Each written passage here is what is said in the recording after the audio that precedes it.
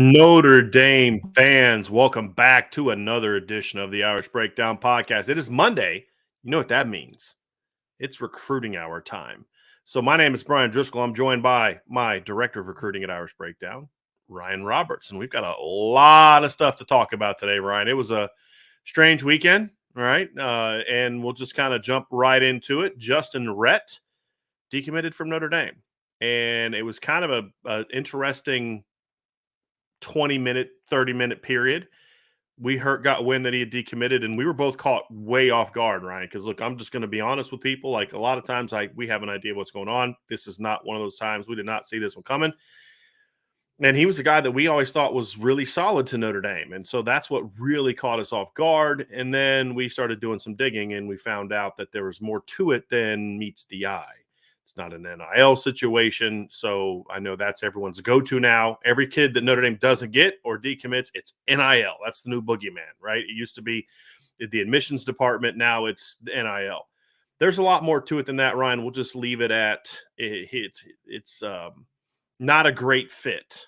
And so if you want to get the full scoop, we've got the update at Irish Breakdown on the premium message board. So that's where that kind of thing will be. It's a little bit of a touchy situation in regards to what it is. So that's why we put it behind our paywall aspect of it. So check that out. But sounds like it was kind of I'd say a mutual decision, right, is the nice way of saying it, Ryan.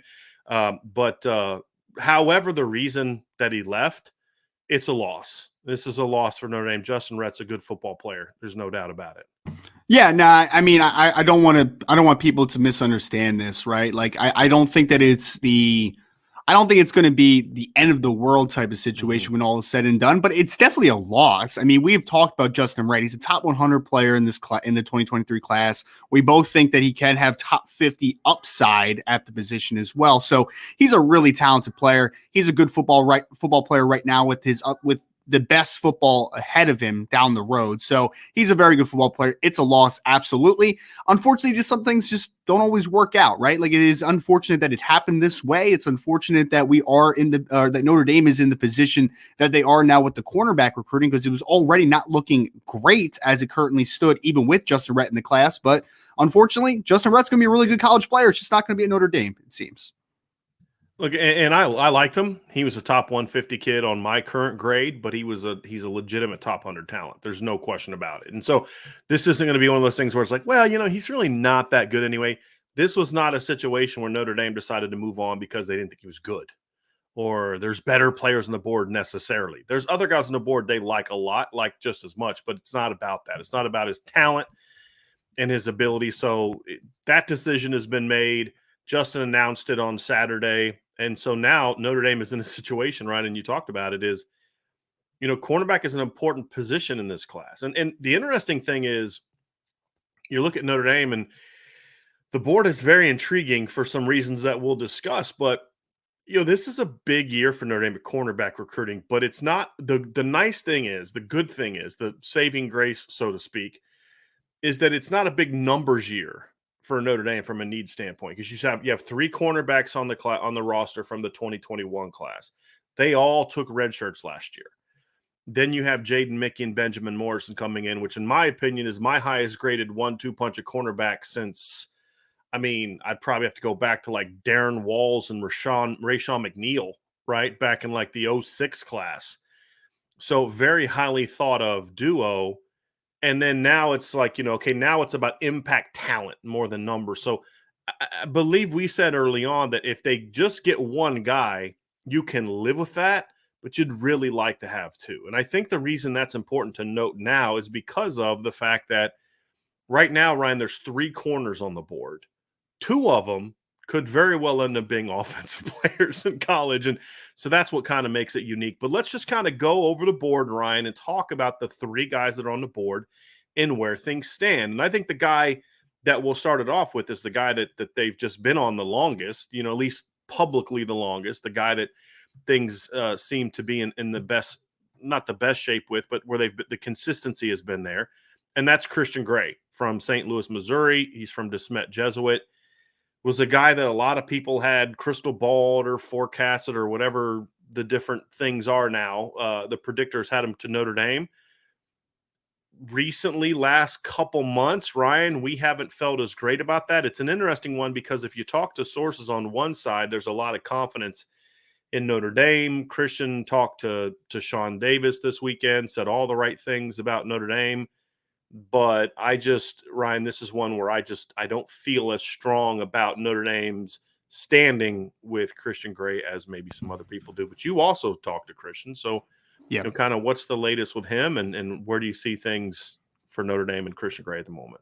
Yeah, I was interested to see Sean's conversation because he definitely got a different tone, I thought, from Christian's perspective than I personally did. I got a chance to speak to him last week, and I have kind of been on the same wavelength with you that I think that Notre Dame was the absolute player at one point in this recruitment, and then it got slowed down, right? And then Ohio State started getting in the mix. LSU started getting into the mix. Some big programs started getting into the conversation with Christian Gray. And I am at the point now where I think that Notre Dame is not the leader. I think that they're coming from the back. I think that they're making a hard push. And I think that Christian Gray is definitely still excited and very, he likes Notre Dame and he likes to have the conversations. He likes the coaches.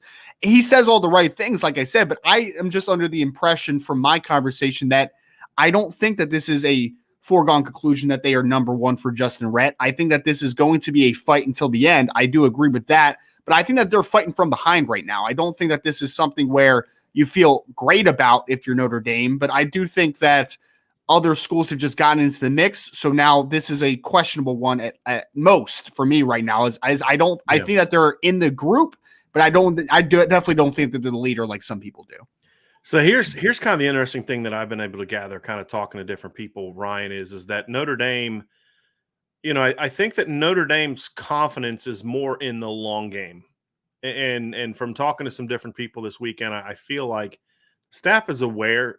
My concern is the staff was unaware. I thought the staff was kind of going to get caught off guard and that they don't see LSU and Ohio State, especially LSU, because his former high school coach is there, being the threat that we see him being. So, I reached out to a few people this weekend and they're aware. So that was the thing, is they're very aware. It's just, I think they're kind of playing the long game here. And so one of the things I've talked to a few different sources, that know people on the staff and things like that. I think the one thing that part of the reason I believe that confidence is because this staff has a different approach in that nobody's going to stop recruiting Notre Dame's commits when they commit. So why should they stop recruiting other people's commits if they want those guys?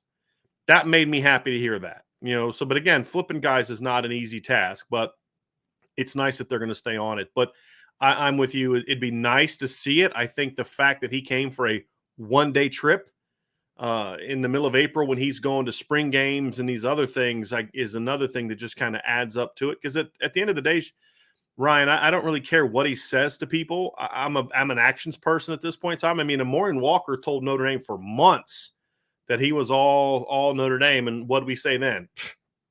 Believe it when I see it, right? And so this is one where I'm just not as confident. But they're battling, and he made a comment to you that I thought was that number one showed that we're right on our read of this situation, but also was an encouraging one. And it was one it was kind of at the very end of your article about the trajectory for Notre Dame in his recruitment.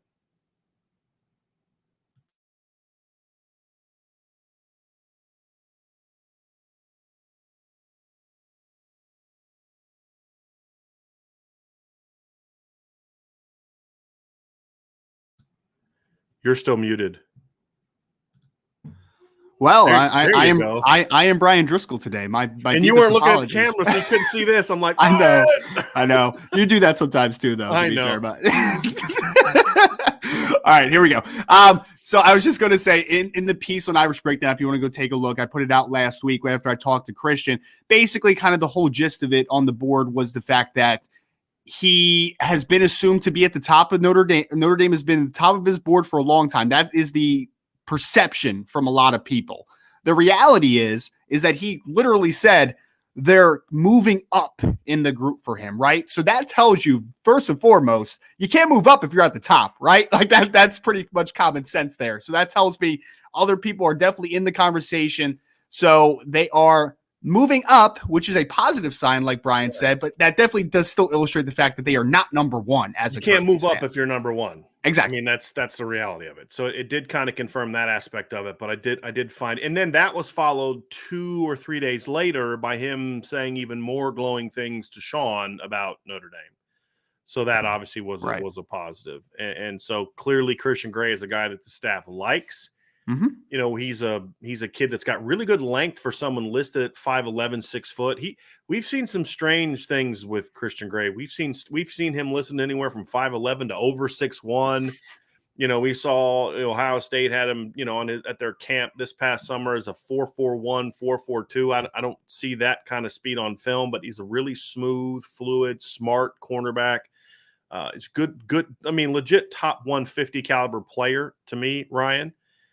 And a guy that I understand why the staff likes him. I do. I don't think he's a great player, but I think he's another good football player that would help continue to just bolster a position group that needs to continue to be bolstered. Yeah, I think his baseline is good, right? Like again, you say he comes from a good school, obviously out there in St. Louis. He's played a lot of football. He's very technically sound for his age. So I think there's a lot of good things. And like you said, the length is solid there. I agree. I don't quite see 4.4 flat speed like that Ohio State, camp had said, but I think he has solid enough speed. Like I think he has a smooth overall athletic profile. So I think there's a good baseline for him being a good corner on the next level. But I personally, compared to some of the other players on the board, and even Justyn Rhett that just decommitted, like I just don't see the upside with Christian Gray. Right. I think he's a good player, a top 200 player. Absolutely. I don't know if I see number one corner type of makeup with him. I think he's a really solid number 2 on the next level. But I think that's an upgrade for what we've seen. Like to me, he's an intriguing player. So he's a guy that I'm really curious to see how he does as a senior, to see if that speed that he supposedly has shows up on film. Because sometimes kids are really fast. Mm-hmm. It just doesn't necessarily show up on film, and then eventually it does. Yeah. So let's talk about the number 2 guy on this list. And it's not number 2 in order of preference. It's just we're just kind of saying that, kind of going on like more of a time frame of how long they've been considered in the game. It's a very intriguing player, and this is where we kind of get into some interesting discussion, and that is Micah Tease from Tulsa, Oklahoma, goes to Booker T. Washington High School. If you're a longtime Notre Dame fan like myself, you'll remember that Notre Dame got a couple dudes from Booker T. Washington back in the day with the last name Brooks. Tony Brooks and obviously Reggie Brooks were both from Booker T. in Tulsa, Oklahoma, so there's obviously a connection there. Very, very interesting recruitment, Ryan, in that this is a young man who seemed like Oklahoma was going to be the team to beat. The latest things that we're hearing is that maybe Oklahoma isn't as locked in as people thought. They want him to play safety. They're pretty dead set on that. He wants at least a shot on offense and more of a corner view, which has allowed other programs, including Notre Dame, to sneak in. So this is a really intriguing recruitment, Ryan, and a guy that I know that you're super high. I like him a lot too, I know, but you're super high on Micah Tease. Yeah, no, I love Micah because I think that athletic profile, I think he's a really explosive player. I think he has great ball skills, which is why a lot of programs do like him on the offensive side of the football. And the first time I talked to him, Brian, I know we talked about this before, I thought Notre Dame was running a clear second when I talked to him, right? Like I thought, like you did, and like we have both thought for a while now, I thought Oklahoma was just going to be really tough to beat in this one because getting a kid out of Booker T, out of the state of Oklahoma is just going to be tough in general, especially when you're talking about now going all the way over to South Bend, Indiana. So it just didn't seem like it was going to be an easy pull for Notre Dame. Mm-hmm. But the thing about it is I talked to someone close on the Oklahoma recruiting side of things, and they told me exactly what you just illustrated, right? He wants to play offense. He does. Like it just point blank. He wants to have a shot to play offense. Oklahoma is very particular, and they are very, you're going to play defensive back if you come here, and that's all you're going to play. They're not offering him an opportunity to play on the offensive side of the football. Notre Dame has opened up the option as an athlete. We would like you at corner, ideally, but we will offer you an opportunity to play wide receiver. So you have that athlete title next to your name. So he has an option. That's why I think now, Brian, if Oklahoma is truly out of the race, and it seems like they are, because I was told that Oklahoma is not moving off of it. They're not like changing their perspective. They're not changing their recruitment. They literally said, we take you as a defensive back or we don't take you, basically, right? So if Oklahoma's out of the picture, I think Notre Dame has a really good chance here. I really do, because I don't know. Besides for Oklahoma and Notre Dame, when I talked to them last time, I don't know if there's a number 3. I don't know if there's a team that's like clear next guy for Micah Tease. So I think Notre Dame's in a great spot. I think Notre Dame has gotten, and Brian can attest to this. I texted him. I'm like, that's a great move by Notre Dame, putting the athlete title next to him, man, giving him that option, because. And we're told it's legitimate, Ryan. Like, that's the thing. Like, if he's dead set on playing offense, they will give him that opportunity. And the off, and it's not a thing where it's like, oh, well, we'll let you. It was more of a offensive coach was like, sure, if he wants, you know what I mean? So it would be a legitimate opportunity if he so chooses. But they have also told him that they think his future is best at corner. And I tend to agree. I mean, it's kind of like, look, with a lot of other guys, like there's a lot of players that are his size with good athleticism at receiver. There aren't a lot of kids that, to me, that have his kind of potential at corner, and that's just a position of greater need. We're seeing more and more kids wanting to play offense these days because of, I think NIL's part of it, because receivers are more, offensive players just tend to be more known and get the love and the respect and all that other kind of stuff, right? I mean, you're not seeing a lot of people putting Nico deals out for middle linebackers or free safeties, unfortunately. And so I get it. And some kids just like having the ball, but his upside is still greater at corner. And I do like the fact, and I think it's going to help them, that Notre Dame has been honest with them. I think kids, look, vast majority of kids, just be honest with me and just tell me the truth. And I actually respect what Oklahoma's doing here. If what we're being told is accurate, I respect it. Don't lie to the kid to get him there and then switch him as soon as he gets there. I respect saying, hey, look, we don't see you there. We see you here. Sure. And so when Notre Dame tells him he can do both, that's always my first question is, okay, are they just telling him that to make him happy? But then you talk to people and you find out like, no, they could see him helping on offense too. It's really about where does he want to play, and then the board will have to fit accordingly. Right. Well, I think it's a really good idea because, I mean, I personally I liked Micah Tease's wide receiver film. I think he could be a really good wide receiver on the college level, but I do agree. I think the upside is higher at corner, because when you start talking about those ball skills, that body control, that speed, that explosiveness at cornerback for a guy that's had to split time at both, I think when he settles in at one position, and especially, he's going to kind of take a massive step forward. And I think that cornerback just kind of presents a little bit of a higher upside for him. So I think Notre Dame is going to be in a good position here. Now, obviously, they have to close. There's going to be other programs that are going to try to get into this, especially, I mean, because we're talking about this right now. As soon as Oklahoma's out of the picture, now you're feeling a little better about your chances. I think other programs are going to say that now, too. Like, let's make a harder push because we thought that may have been not a foregone conclusion. Right. So I think that it has opened up opportunity, and I think that Notre Dame has as good a chance as anybody for Micah Tease right now. And he's been on campus multiple times before, not one time, not 2 times, several times. So I think that they have a good chance here. And I mean, I'm not going to, his upside is not quite to that of Justyn Rhett, but it would certainly soften the blow a little bit if you're able to get Micah Tease, who I didn't think was much of a possibility at one point. So, right.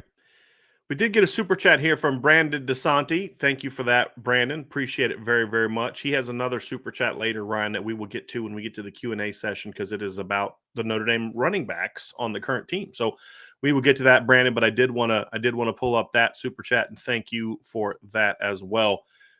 Ryan, there's another kid on the board that we're kind of having him last for a couple reasons for me, and that number one is because he's most recent on the board. They didn't offer him till March 17th. It's like barely over a month ago. You broke the news last night that he has actually already set an official visit to Notre Dame, June 10th. That is Micah Bell from Houston, Texas, Kincaid High School. He's an intriguing kid, Ryan, because I'd never heard of the kid till Notre Dame offered him.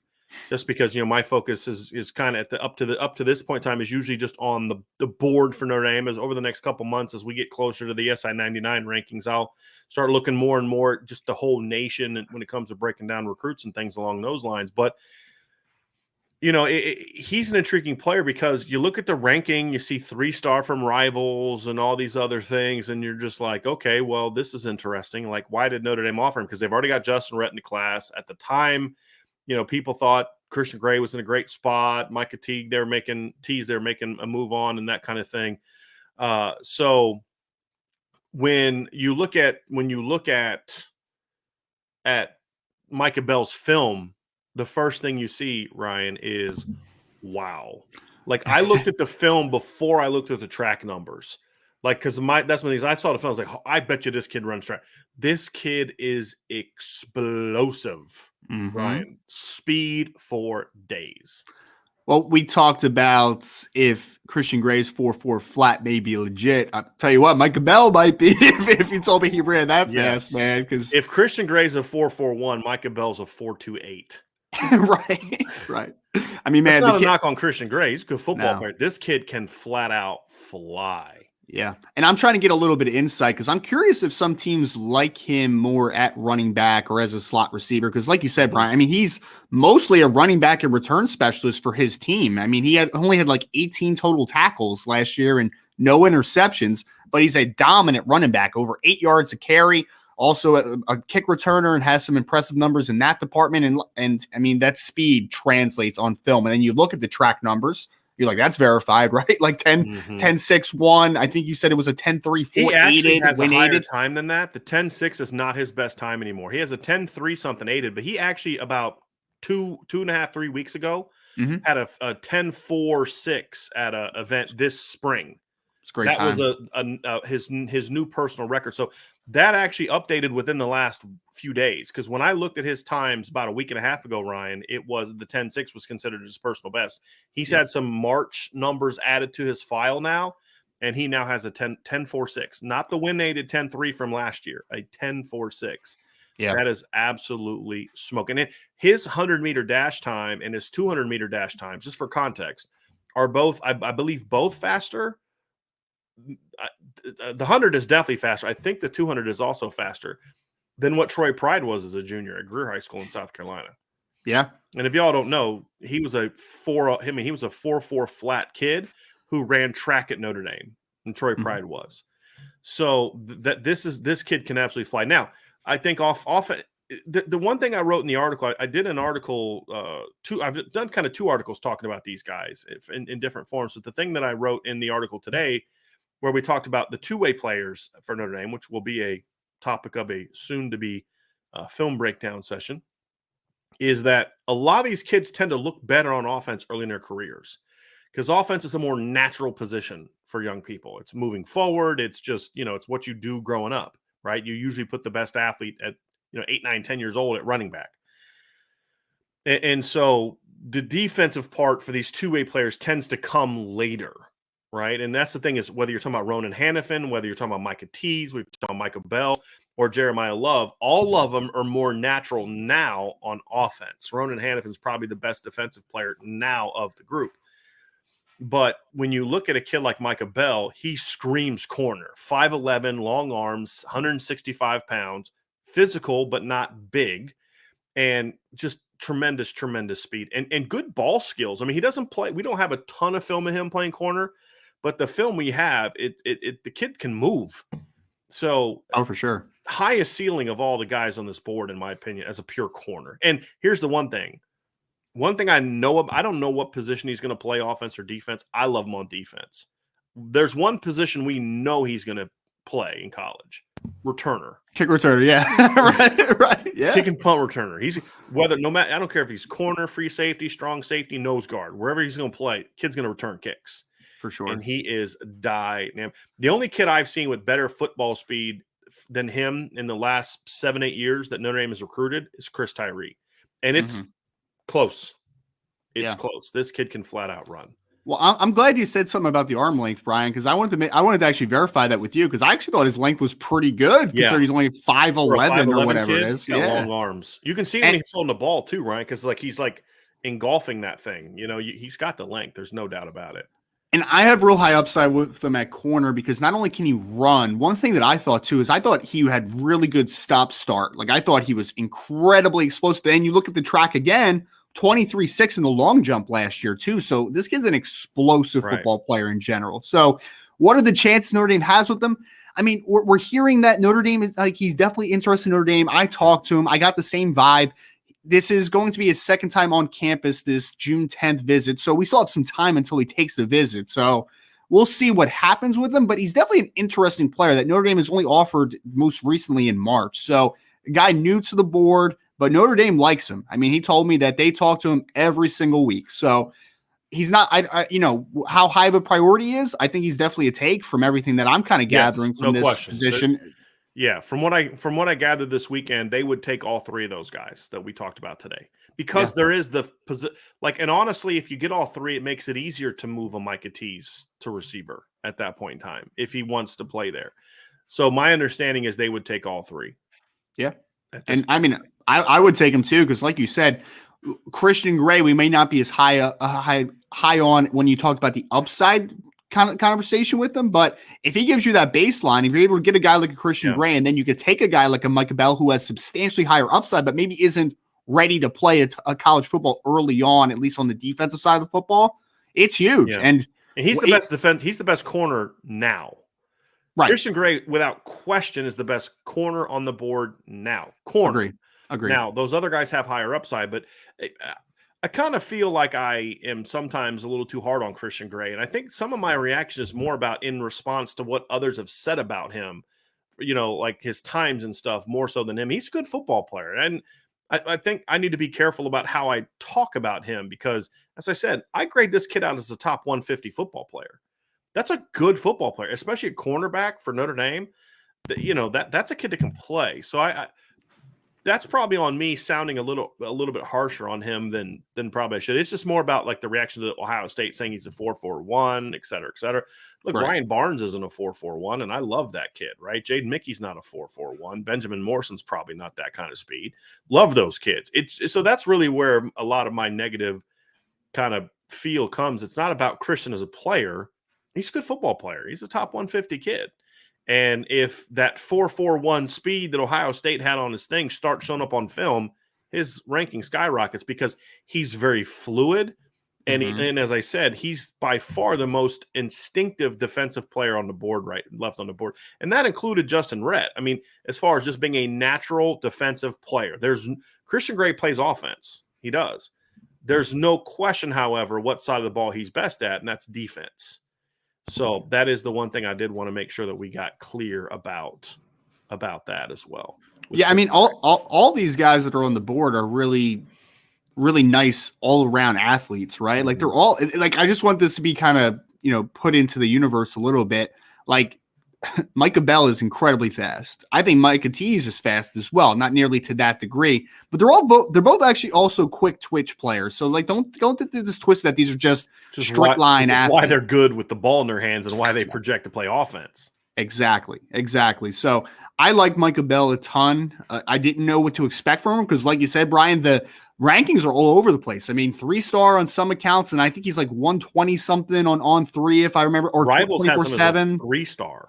Right. So it's all over the place on him, man. I would say he's a high upside athlete. There's no doubt about it, and his production kind of backs that up. I mean, I could see him playing as a offensive just playmaker, right? Like he's just so small. That's like he's thin for that side of the ball, in my opinion. Like that would be my thing about that. So I would be curious to see how that kind of plays out. But I think Christian Gray too Christian Gray lacks the explosiveness of those other players. He's probably got the loosest hips of all of them, I would argue. However, I think if I was to rate like just transition ability, to be Gray, Tease, Bell would be my order of that. Now, the thing I'm not sure of with Micah Bell is his transition tightness more of a technical thing or a hips thing? And there's just not enough film that I've been able to find yet, Ryan, to determine the difference. But the thing is it doesn't really matter because once he gets turned, he can freaking run. So that kid can fly. So I think that the dream scenario for Notre Dame at this point in time, Ryan, would be that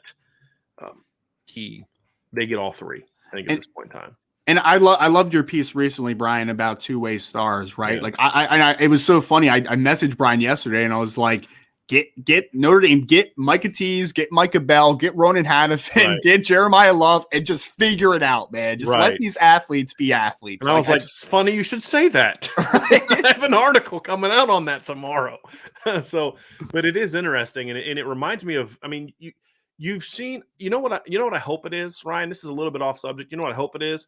I hope it's the beginning of us going back to the way it used to be.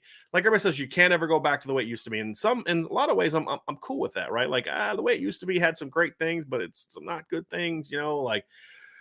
And but with football, I want to see more kids. We've talked about this. I want to get away from specialists as much as possible. Now, look, there's some high schools where it works. It's fine, because there's just the high school's so big that there's just other corners that are better on defense than your receivers and running backs, right? That's a different story, right? But I want to get back to seeing more Micah Teases and Ronan Hannafins and Micah Bells and guys like that. Christian Gray, who also plays offense, right? Because I want to see more kids playing both sides of the ball. And I think, in Lou Holtz, so it's kind of funny. I went and I'm going through Notre Dame's recruiting classes during the Holtz era, and I'm just kind of writing them all down so I have them and everything. And I'm looking at it, and I'm like, some of these guys that they had listed at running back. Like I'm looking at it, and I'm going to pull it up here real quick because it was kind of funny to kind of look through these, but it's like some of the guys they had listed at running back, when they were coming up in their careers. Obviously, Ricky Waters was listed as a running back, and then he moved to receiver. You look at Jeff Burris; he was listed as a running back when he was coming out of Notre Dame. Right? There was one year where they signed like 6 or 7 running backs. Well, they didn't sign all those guys to play running back. I'm looking at it right now, and it was the 1987 class: Tony Brooks, Lincoln Riley, Greg Davis, Ryan Mahalko, Ricky Waters. That's 5 guys right there that were signed to play running back. Yeah. They had like Todd Light listed as a receiver in at the time. And it just goes to show, like, back then, like, guys were just two-way players. And just is kind of how it went. And so I'd like to see that come back. I think that's good for young people's development. I think it helps their football mind when they can see the game from both sides of the ball. I'll tell you one thing. When I played receiver in college, playing quarterback helped me be better at that position because you knew how the game was thought. I knew what the quarterback wanted to do. I think that's the same thing when you're talking about the other position. Like, I know what goes in the mind of a receiver. How do you know? Because I played it. I had to think like it, and vice versa. So I'm hoping this is the beginning of this becoming a more regular occurrence. But if it's not, then this is a really unique year in that you've got 4 guys and we included Jeremiah Love in the article as well, along with Ronan Hannafin, in that these are guys that could not only just play both sides of the ball, but be good on both sides of the ball. And that's the unique thing about it. And of course, the cornerback position is especially affected by that because you do have 2 guys who could be impact guys on offense. Well, and I looked just recently too, Brian, like when we're talking about the cornerback position at Notre Dame, who are some of the best corners that they have seen in recent years? You talk about Cam Hart, who's a wide receiver to begin his career, right? Was recruited to be, yeah, absolutely. Julian Love was a fantastic running back out of the state of Illinois. Mm-hmm. Kavari Russell, obviously, that's an easy one. Russell was signed to play running back. Exactly. Like Julian Love was a really good running back, but he was never recruited to play there, right? Kavari was signed with the thought he was going to play running back, and if it wasn't for Low Wood getting hurt, for those who may not remember, that's where he was going to start his career. So yes, you are absolutely correct on that, Ryan. Yep. I mean, I love guys that can play both sides of the football, man. Because again, especially a cornerback, usually that shows ball skills, right? Reactionary quickness. Like, there's a lot of things that translate to that side of the football. So that's something, Ryan. I'm gonna say this. That's something that makes me think that Clarence Lewis has another gear in him as a player, because he was a pretty good receiver in high school, and that's why I've been surprised how just he doesn't play the ball well as a corner. Which surprises me when you go back and watch his high school film. He was a pretty good wide receiver in high school for a really, really good New Jersey football team. So that's something that makes me think, like, maybe it is he's thinking about his technique. He's thinking about a lot of other things as he transitions into corner, and as he matures. Now he's going to be a junior. Maybe there is another leap in there for him. We'll have to find out about that. But let's hope so, man. New Jersey guys, always surprise you. Some other recruiting news, Ryan, before we dive into the Q&A. and that is Braylon James. So a lot of people are confused about Braylon put a tweet out last night talking about, he just said 3 p.m., tomorrow, 3 p.m. That's not in reference to him changing his commitment time. That is something else he's got going on. Braylon is still planning on making his announcement tomorrow night. So that'd be Tuesday night. I believe the commitment's going to happen sometime around 7:30 Eastern, be 6:30 Central. We'll probably go live around 7 just to kind of preview things and talk about things and all that. But I just did want to mention, Ryan, because there has been a lot of questions about his tweet that is not in reference to him changing his commitment date. But, in advance of that, we'll talk a lot more about that tomorrow night. But I did want to mention it here because this is one that potentially, if things go well for Notre Dame, obviously tomorrow night, that it could be the thing that maybe sparks this role that Notre Dame really needs to get on. Because it's amazing that the number one class in the country has so much negative vibes about it from its fan base right now. It's still the number one ranked class in the country, but it's because they haven't gotten a kid in a while. And so that assumes that that's a negative. But as I've tried to tell people, a lot of schools haven't gotten kids in a while. Yeah. And so it's just let it play out. Yeah, you got to let it play out. I mean, for the fans out there, I get it. Like every time there's a decommitment or there hasn't been a commitment in a while, I understand it. But I saw someone on the board a couple days ago, Brian, after Justyn Rhett had decommitted, that said Mike Mickens is not recruiting well. And I'm just like, didn't they just get Benjamin Morrison and Jaden Mickey last year? Like, and I'm going to hold off on responding to that because there's actually a question about that I wanted to address that during the Q&A session. But yeah, it's just folks, take a deep breath. Okay. It's going to be all right. It's going to be all right. So hopefully tomorrow we'll find out we're all going to find out what Braylon James is doing. But it's interesting because there's a battle going on the message boards about people saying, like, now that it's clear that Cardinal Tate's not coming to Notre Dame. Well, I liked Braylon James anyway. And then other people are like, you're just saying that because Brandon. I'm like, well, in fairness, myself included, there were plenty of people on the message board 3 weeks ago when we had this conversation, when we all thought Notre Dame had a great shot at Cardinal, that said, I think Braylon James may have more upside. And, and obviously that's a debate that we can have because some people say Cardinal Tate, some people will say Tyler Williams. And I think there's merit to all of it. But the fact of the matter is this is a talented kid with a lot of upside and a great fit at Notre Dame. So you'd think that Notre Dame comes in. We've liked where Notre Dame has stood for a long time, but we'll have to find out tomorrow just exactly where things stand. But if Notre Dame's able to get Braylon in the class, this would be a big one. This would be a big one for the Irish. Yeah, I mean, it would be a sigh of relief, obviously, from the fan base perspective, but then also it might be a little like a push for like, hey, Dante Moore, if you want to come to Notre Dame, things are heading in the right direction, man. You just got a really talented pass catcher out of the state of Texas. And, of course, when we talk about this, we're going to talk the Braylon James commitment specifically. We're going to talk a lot about, getting into Texas, getting on the wide receiver board. There's a lot of layers to that commitment, and it's going to make you feel better. I mean, and honestly, we have not had a commitment, obviously, since Preston Zinter. So it's been a little bit of time here. So it's going to be exciting times if Notre Dame's able to land Braylon James. We feel good about it, but ultimately we'll see tomorrow. So we have some updates too, because Ryan has been grinding all day. He texted me last night like, "Hey, sorry to interrupt you on Easter, but I got a Micah Bell update that I need to put on the site." And I'm like, "Man, this guy's working on Easter. Love this guy." But got 2 updates today on the site. Well, they're both on the message board already. One is on the front page of the site. The other one will go up later. And you've had a chance to talk to Rodney Gallagher and Monroe Freeling. These are 2 huge recruits for Notre Dame. They'll both be on campus this weekend. You had a chance to talk with both of them. Let's stay at receiver right away. And obviously, Rodney Gallagher is going to be making his first ever trip to Notre Dame this weekend. And that is a big one, Ryan, because this is a kid that is incredibly high up on the board for Notre Dame. And this visit's going to tell us, we were kind of talking about, I'm not super optimistic on this one. I just don't have a good feel for Rodney Gallagher yet. And your response was, let's see how the visit goes first, right? Because that's the big thing is we don't know because he's never been. And we have a much better idea coming out of the visit if Notre Dame's going to be a legitimate big-time player for him, or if they're just, there's other schools that are just going to be ahead of them.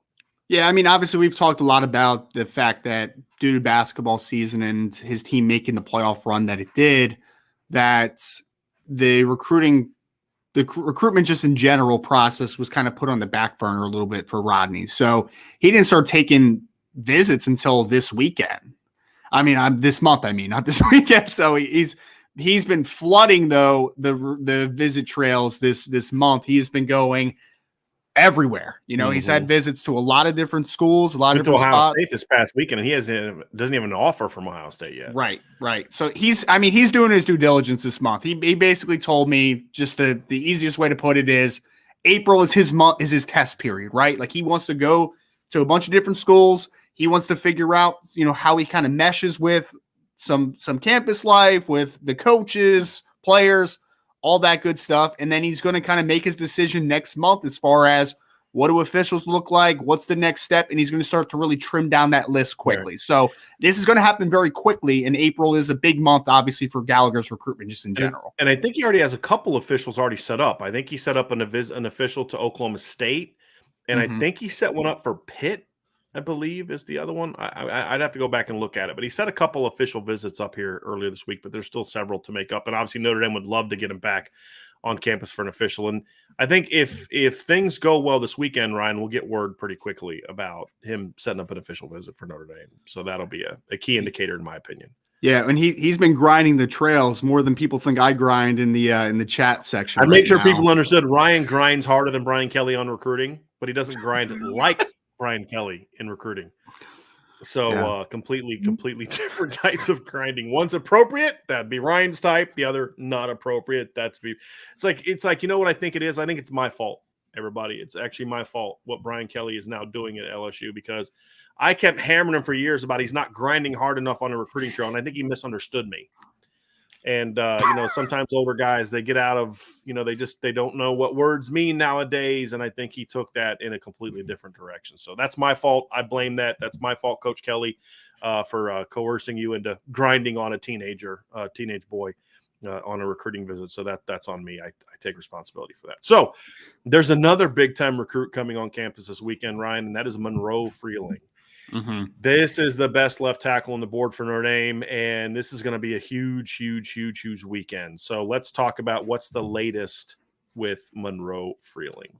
Yeah, I mean, we felt pretty good. We've been feeling pretty good about where things are as far as them being near the top of the list for Notre Dame for a while, right? And I think that I feel, and I have continued to feel really good about where Monroe Freeling is in regards to Notre Dame. It's kind of been viewed as this ultimately might be a Clemson-Notre Dame battle. And I think personally that Notre Dame is maybe running 1A. I think that they're right neck to neck. Like, I don't think that there's a clear leader in either direction. So I think they're in a good spot just going into it. And I think that, honestly, it has been improved since Harry Hiestand has come aboard. Because I think that he liked Jeff Quinn, but I think he's very impressed with Harry Hiestand. And Harry Hiestand made it a very early priority. I need to get out to see this kid. I need to go to a school. I need to see him play basketball. I need to keep in touch. And I mean, they're in frequent conversation, and he's been on campus pretty recently. And now he's going to make it there this weekend for the Blue Gold game, obviously. But he informed me that him and his mom are flying out Thursday because they want multiple days there. They don't want to just come in for Saturday for the game. They want to be there with the coaches, with the team, see everything, right? They want to really get an in-depth look and in-depth conversations with this staff. So I think that's huge, man. That's a huge first step and a positive step, really positive. The second positive, if you're on the board, I already put an update on this earlier. He's already set up his official visit to Notre Dame for the June 10th to 12th weekend, which is going to be a big weekend for Notre Dame. So that's going to be 3 visits when he goes in June. And since the beginning of January. Yeah, less than 6, because his first visit was January 29th. Yeah. So his third would be June. So yeah, I like where Notre Dame is at, and I feel like this is one where I this visit's going to be big. I think Notre Dame's lost a little bit of the perceived momentum simply because he's been to other places, but I think this is the weekend that you can get it all back. Yeah, there's no doubt about it. And so it'll be like you said, actions speak louder than words, right? That's what we always say. Sure. Kids say one thing. Well, what we were a little bit concerned about Christian Gray only taking a 1-day trip to Notre Dame. Well, this is a complete opposite. This is a kid that's going to be in town minimum 3 days. That's assuming they leave after the visit and don't wait till Sunday to fly out. I would imagine they're probably going to wait till Sunday to fly out. So, fly in Thursday, probably fly out either Saturday night or Sunday. So this is a big one for Notre Dame. when Yeah, it and comes I mean, to this just class. just a little bit of context. Monroe has kind of disclosed that he is going to take his time with this recruitment, Right. right? Like it might bleed What he into says his for senior now, season. yeah. Right. Exactly. But I mean, Right. we talked before the show, those things can change very quickly. But just for some context where it currently stands, that's kind of the timeline. But He's not again, point is he's not coming into this weekend thinking if it goes well, you're commit going to get a mode. commitment. That's Right. not what we're thinking. Look, anything can happen. That's not what we're thinking at this point in time. But as I told you when we were discussing it, Tobias Merriweather was saying the same thing last year too.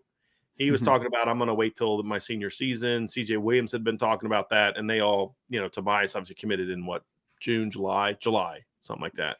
Yep. So those things can change, but the other thing too is they gotta get a couple linemen into class to speed that process up, because right now there's no reason for any of these linemen to make a decision because they have 0 linemen in the class. So Right. if they could get a Sam Pendleton and Austin Saraveld or both in the class, that might help. Like, hey, look, we love you, but we got to know where things stand. But I think this visit could be one of the things that maybe can be that for Monroe. But I like the fact that he's coming in with.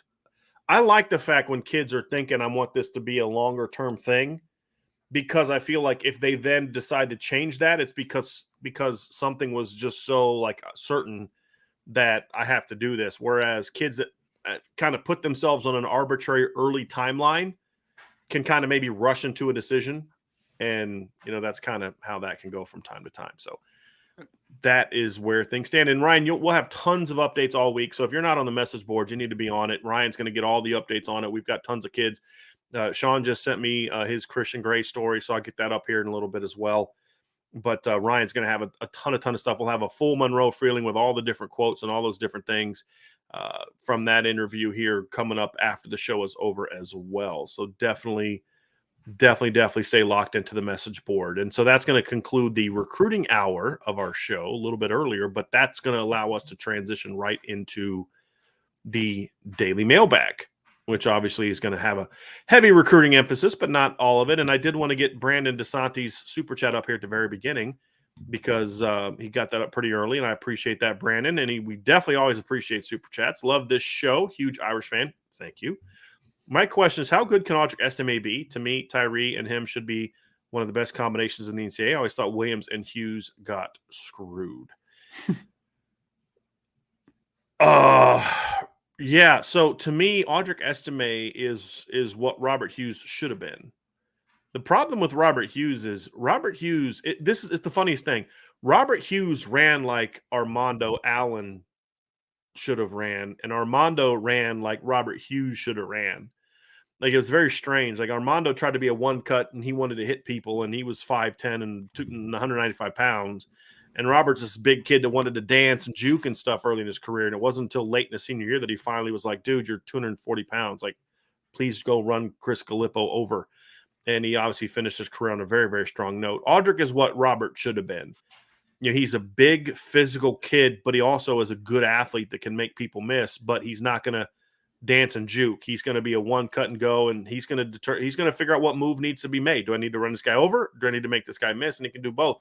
So I don't know if I would say I'm ready to say he's going to be the combination with Tyree, because Logan Diggs is going to have a whole lot to say about that. And I'm not even saying that Chris Tyree is guaranteed to be in that 1-2 punch. I mean, especially if he continues to get banged up. The point is, they're all three going to play, and they're all three going to have a role. But how good can he be? Ryan, I won't be at all shocked if at some point in time in his career, especially if, like, let's say, Logan Diggs leaves early, if Audric Estime steps into the lineup and becomes a 1,000-yard back, that wouldn't shock me one bit. He's got the potential to be that kind of guy. There's no doubt in my mind. He was one of my big takeaways from watching the spring practice. Like, I was overly impressed, because I expected what you kind of would expect out of a player as big as he is, kind of pure power guy, incredible power, going to barrel through people. Cool. That's all well and good. But I saw much better foot quickness than you would anticipate for a player that big. I mean, he's a legit 228 pounds. He is packed together. So I think that he can have I think that he can have a substantial role this year. I expect him to have a substantial role this year. And I wouldn't be surprised if, like you said, Brian, like in a couple of years from now, if he's the main ball carrier for this team, at least the highest volume of the ball carriers. Right. Like, I think that he has that upside. am very impressed by Audric Estime in person. I think that he has a substantial upside. But like you said, it's not going to be an easy. It's not going to be an easy battle to get a majority of carries this year because you're battling guys like Chris Tyree and Logan Diggs and even Jadarian Price that came in as an early enrollee. So they're all going to have their roles, I think, in the offense. But I was very, very impressed with what I saw from Estime. Yeah, it's kind of interesting too. It's like even when he gets into a situation where Tyree and Logan Diggs are gone, he's then going to have Jadarian Price and Cedric Irvin and Jabron Payne and some other guys to battle with too. And that's where you really want to be because the cream will rise to the top, right? And that's the case all the time. And it gives them a much bigger margin for error. So thank you for that super chat, Brandon, and great question. Riker Ferg asks, Coach Driscoll, how was The Chosen last night? So I love that show. And so my wife and I have tried to watch it several times, but we're just so busy. We never can make it through. So we were like, hey, you know what? Like about a week ago, we're like, hey, let's really power through it because we just have wanted to watch it. And there's a lot of reasons why that I don't get into, but it was excellent. If you're not familiar with it, The Chosen is a show that is the first season. I know you can get it on Apple TV. The first season, I think you can get on, I think Peacock has had it, and I know PureFlix has it. But it's essentially what we're up to now is essentially the period in which Jesus calls his disciples. And it's a really well done movie. I've seen a lot of movies about this period, and they're all kind of, I don't know, lame. Like I love the meaning, but the movies are lame. It's a really well done show. And so we've powered through season 1, loved it. It's very moving. There's certain scenes that I literally get choked up, and I've seen it literally 10 times. And it's just powerful because you know what's behind it. And then so we started watching season 2 last night before Angela had to go to bed. She's like Ryan. She goes to bed early, earlier than I do anyway. But it's really, really well done. And so I would encourage you to watch it. And they're still, I mean, I was telling Angela, I was like counting the disciples that are, it doesn't even have all 12 yet. So we're a ways away from the some of the gorier stuff that may be on it. We don't know.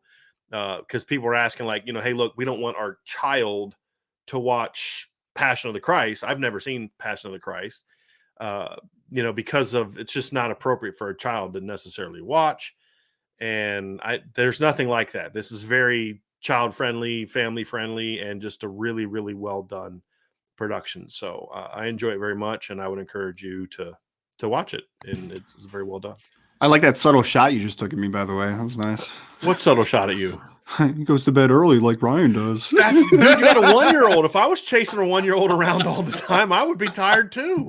So it's just like, how many times a week do I text you? Are you up? And then you respond when you wake up in the morning. I am now. At like 5:30. Yeah, I know. And I'm like, I've been in bed for 2 hours at that point in time. So it was not a shot. It was a statement of fact. You go to bed a lot earlier than I do. So does my wife. Dimitri, it's not an insult. No, it's not. Could you imagine me at night if I was chasing a 1-year-old around all day? I mean, you might know when I get out there to the Notre Dame game. No, because that's what's great about being like the uncle, or it's not your kid. Like when you're tired, like, okay, here, take your kid back. I'm just gets wearing me out. Take him back. Demetrius Rex says, don't want to put too much stock in the spring game, but the Ohio State defense looks more of what it's been. Yeah, I mean, they weren't even tackling in the beginning, but look, Jim Knowles is a good defensive coordinator. I want to say it again. He's a really good defensive coordinator, but everywhere he's been, the defense has taken a step back from a points, yards, and yards per play standpoint in his first year. It's a very, very complex defense. And I still don't know if Ryan Day is, he's made a lot of changes and all that stuff, but I thought it looked like the same Ohio State team. Really, really good, but not an overly physical football team. They didn't show me that, right? No. And it's a lot of the same. It's a lot of speed and, all those kind of things. Even though they run the ball a ton, it's not like a power running game. It's just angles and, trap blocks, kick blocks, wraps, things like that. And, fast swipe zones and letting your speed, find holes. They didn't seem to me to be an overly physical football team, but ... it's a spring game. Right. And I don't put a ton in spring games, but based on what we did see, Ryan, it kind of did look a lot like that in my opinion. It did, yeah. I got a chance actually over the last 2 days to watch Ohio State's spring game, and I just actually watched Michigan's spring game as I was working earlier. That's So next on my to-do list.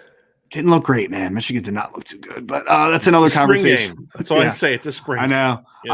I know. Well, someone asked me yesterday. It was like, do you take stock of spring games into like evaluations for NFL draft? I'm like, absolutely not. Why would I ever do that? That doesn't make any sense. I mean, other than hey, this kid ran around, looked athletic, and then move on. Add him to a watch list, but like, it's not.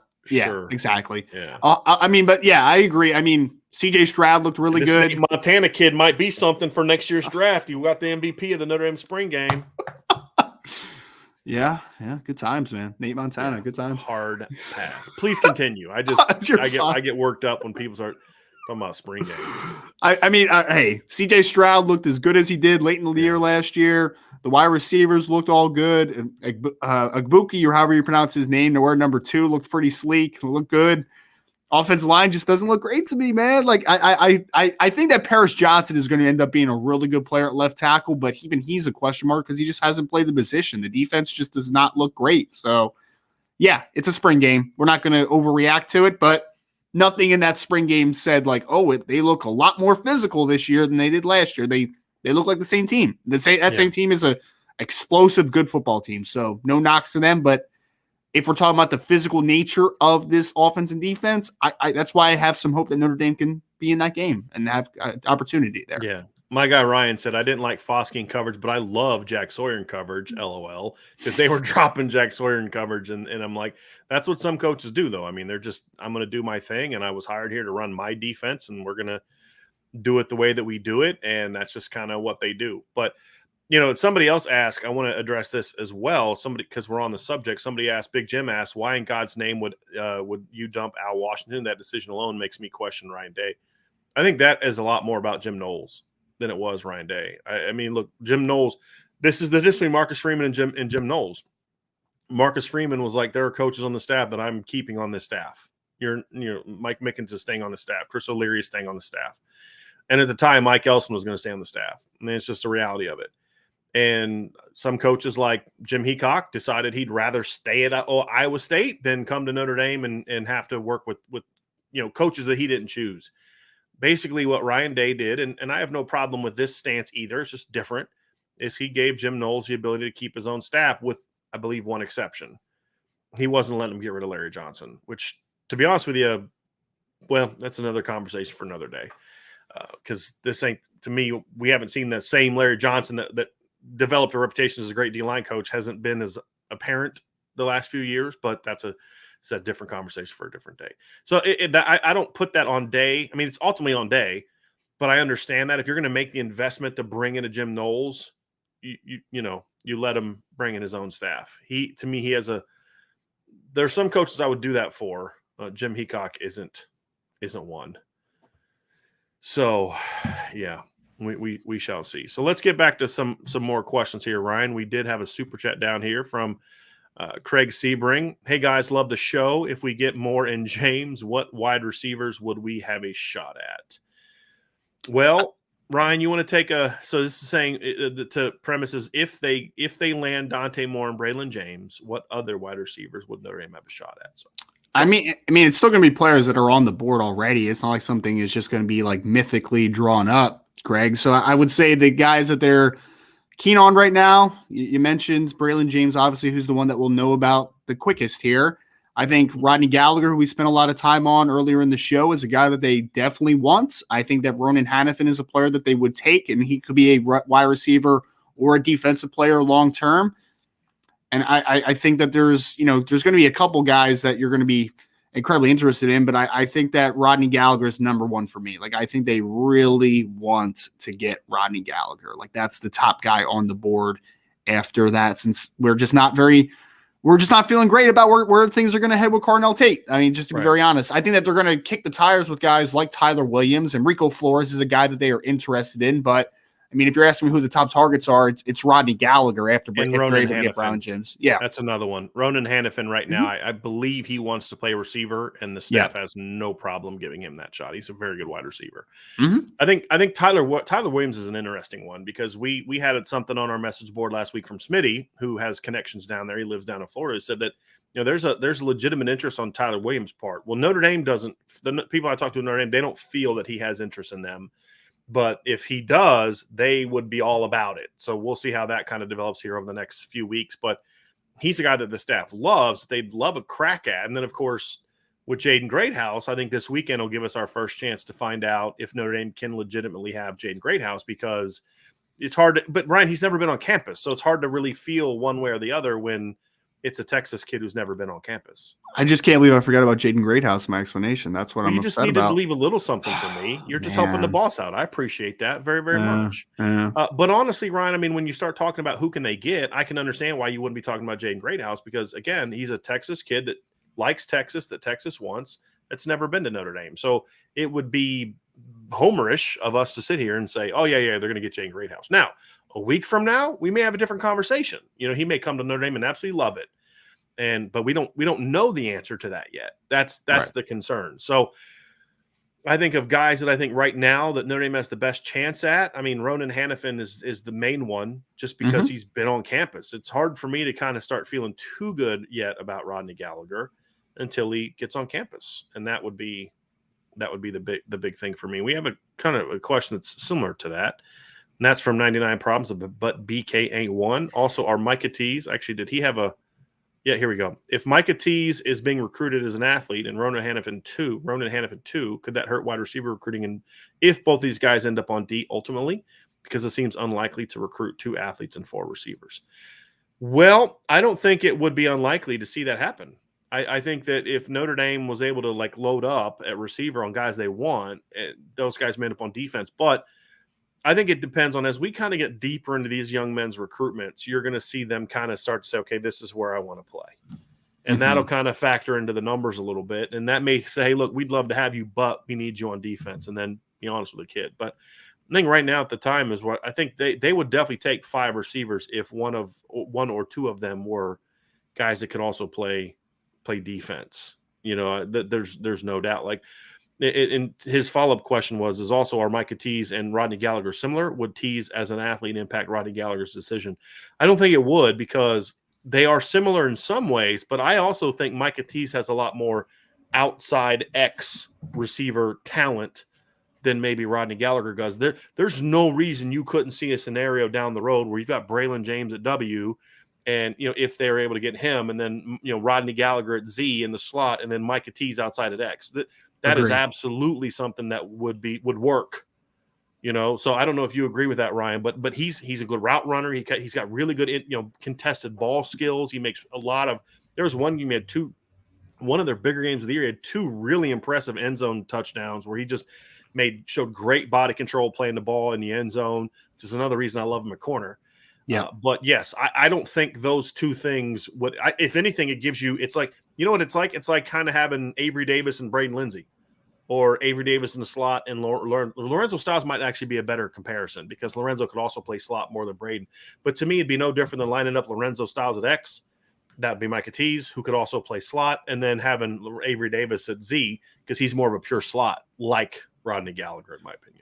Yeah, no, it's a great note, because it was exactly what I was going to say. I think of Tease more as an outside-in player. I don't think that I definitely don't think he's a slot-only type of guy, because like you said, I think he has ball control. I think he has great ball instincts in the air. I think he's got great ball skills. I think he's got good body control through contact. I think that he can do all the things on the outside, and I think he's a good route runner. So I'm not saying he's nearly Garrett Wilson that played at Ohio State, obviously, but I think that they are similar as a wide receiver. They can play outside to in. I don't think that they're necessarily just slot receivers. So Rodney Gallagher for me is that's your true slot guy. He's going to break a ton of tackles. He's going to play in space a ton. That's your RPO heavy dude, right? And I think the upside there is obviously substantial, but I think that Micah Tease can definitely play with Rodney Gallagher. I have no doubt about that. Right. Alex B says, so if they take Tease, Ronan, and LZ, are we taking 7 or possibly 8 receivers? I don't think Yeah. I don't believe they would take all those guys at once, number Right. one. And if they took all three of those guys, it would mean that they're not in it anymore with some other guys. Right. That would be the reality. If they get those three guys, then it would be those three plus, hopefully Braylon James, and then that'd be their receiver class. It would mean that they're not getting Gallagher and Tyler Williams and Rico Flores and those other players. Cardinal Tate, obviously. JD Greathouse, all of them. Yeah, I just don't envision Malik Elzy in the class just in general. He's an interesting player, though. He would be another like offense, defense flex guy for me where it's like interesting player, but yeah. He's a good football player to me. He's just a guy that kind of keeps you where you are. He doesn't move the needle for me. And, good football player, but look, they'll take 5 receivers in this class if one of them is Micah Tease, in my opinion. I mean, I believe that they would do that just because, look, you need the numbers. I mean, that's no doubt. You're short on numbers now, and you're going to lose 3 guys after the season. Mm-hmm. I mean, guaranteed, because Braden's done, Avery's done, and I believe Joe Wilkins is done after this year. So the numbers are there to take 5, especially if 2 of them could play defense, right? And were recruited by you at some point to play defense. So there's no question about that. I think they would take that like I said, if that's the class they're putting together, it means that they've missed out on some other guys. So they won't get 7 or 8 receivers. Absolutely. All right, USMA 87. I am in the camp that I describe as an abuse fan. You keep thinking this is the year only to be let down. The difference this year is new staff. I'm optimistic. I think that's very fair. Yep. I really do understand why a lot of Notre Dame fans just refuse to get their hopes up. I get it. I mean, we've been here before, especially some of us older folks. But I don't know. I guess I'm just trying to not live that way anymore, right? Like it's like I'll cross that bridge if what happens. I've been asked this a million times. What happens if they don't get Dante Moore? I'll cross that bridge when we get there, right? But right now, I'm focused on Dante Moore, and we'll see how it goes. And I would encourage you all to do the same thing. It's a fun time to be part of this Notre Dame fan base, and that's just enjoy it. And then if it turns out to be same old, we can deal with that at the time and keep rolling along. Mm-hmm. D-Rock Irish, my man, good day, IB Nation. I keep saying we must snatch a few games from top teams and win a major bowl. One of the best recruiting tools. Once we do that, we might be able to keep top-level recruits. Again, D-Rock, this situation regarding Justyn Rhett has nothing to do with a lot of that, right? But his point is accurate. Like, at the end of the day, this staff has done a great job to position themselves where they are with all these recruits. And I think it speaks volumes about how good of a recruiting staff they are and about Marcus Freeman and Chad Bowden and the staff.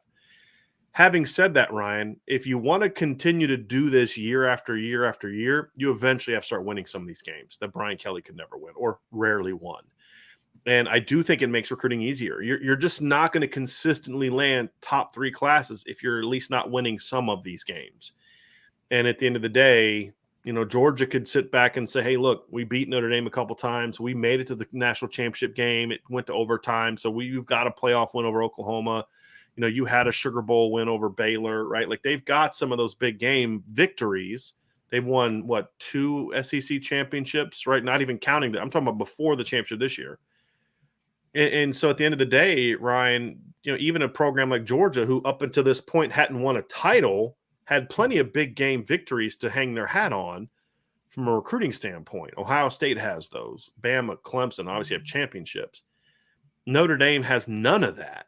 I mean, none of that. Has not won a major bowl since January 1st of 1994 when they beat Texas A&M in the Cotton Bowl. Think about that.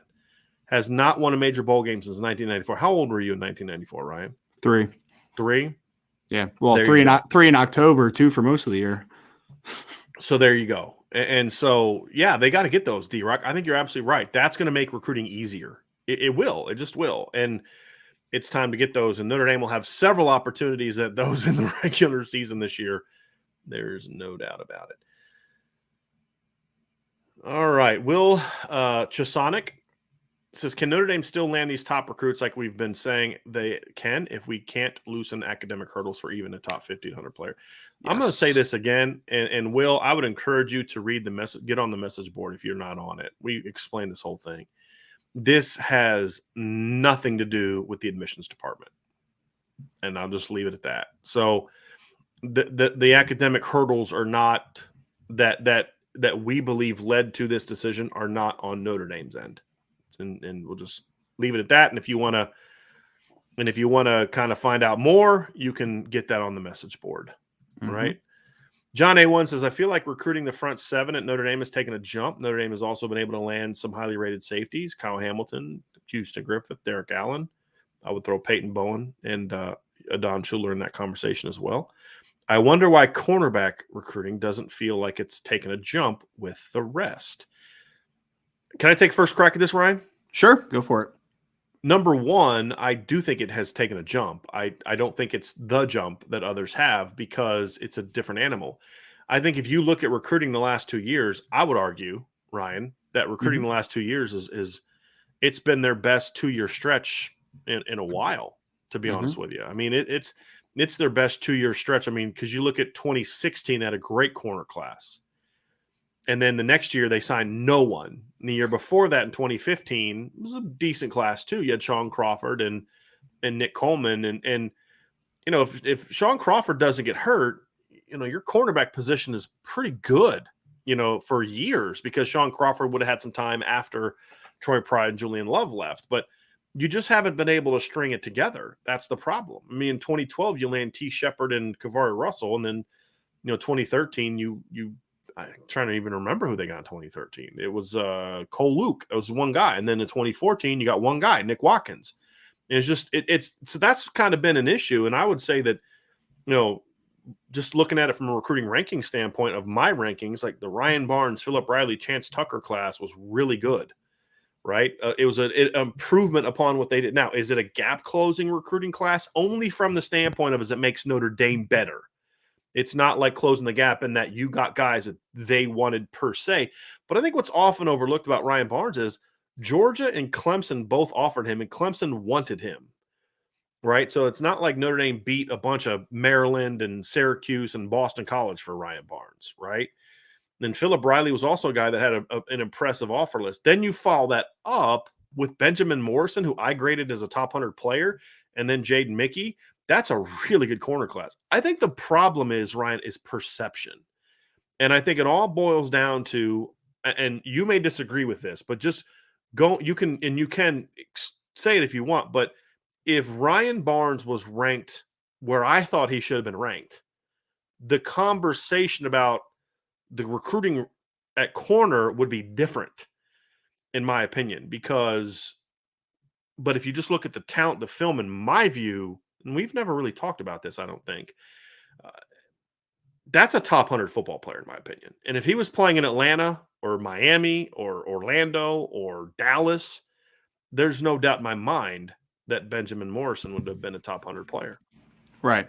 Well, I think that the narrative's can change very quickly, Brian, because like you said, in my mind, if Ryan Barnes is able to earn a substantial role this year and plays really well, that kind of changed the outlook on him. Philip Riley, if he's able to contribute, and then you have guys like Benjamin Morrison coming in. Jaden Mickey's obviously been very good so far in the spring, kind of working through his aggressiveness and just physicality. So I think that it's going to change quickly because, that was my first impulse when we started the show, was the fact that, yes, Justyn Rhett's a loss. There's no doubt, but, they just had a really good corner class. It's not like this has been like a crazy struggle under Coach Mickens. Obviously, we need to see it now go from recruiting to on fields, right, with the last couple classes, but there's no reason to think that it can't, right? Because especially after what I saw from Ryan Barnes in the spring practices, I was very impressed. So I think that moniker, that understanding could just kind of change a little bit, right? Obviously it can always improve, but I don't think that the cornerback position is the struggle that people are acting like it is just because Justyn Rhett decommitted.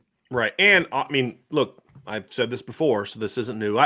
I always get leery when people make comments about evaluations of players after something bad happens, because then you kind of get into the whole, well, I mean, that's not what you said when he was committed or before, right? You always got to be wary of that, because somehow, well, I have new film available to me after the kid decommitted that tells me I'm not as high on this kid as before. We don't do that here. So this is how I've always felt. I thought Benjamin Morrison as a junior graded. It's verifiable. You can go look at what I've been saying about him. As a junior, graded out higher than Justyn Rhett did as a junior on my board. And I like Justyn Rhett a lot. I mean, you've heard us rave about the kid. I'm either right or wrong about Benjamin Morrison, but me being right or wrong is going to really truly determine if the recruiting at cornerback is better than people think. But that kind of goes back to what I've said, Ron. I think the issue right now is perception in two forms. One is the guys that I think should have been ranked higher weren't. Ryan Barnes should have been a 4-star recruit, just flat out. Should have been a top 250 guy at least, right?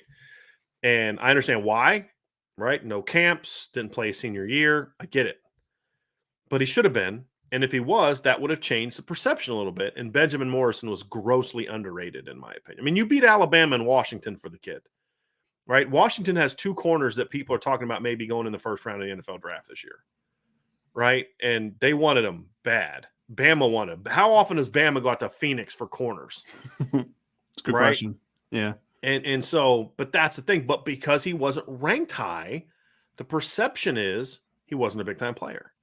And we'll find out if I'm right or wrong on that one. But I do think there's another level that they can get to a corner. I just think it's better than what people think.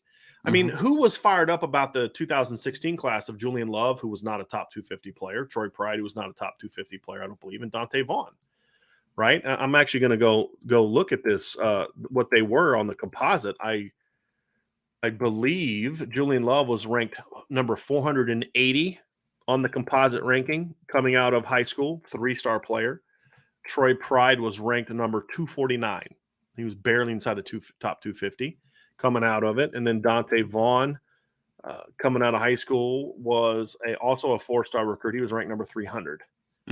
All 3 of those kids played in the NFL. Yep. Right. 2 of them were part of the best cornerback tandem. And I would argue in 2018, the second best cornerback tandem in the country. The only one that was better was the one they played in the Cotton Bowl, A.J. Terrell and Trayvon Mullen. Now, you could argue for other programs, but like I'd say, okay, at worst, you're dropping them to 5th at worst. And I'm just going off production and play. I'm not talking about NFL draft projections and all. I'm talking about how they played in the game.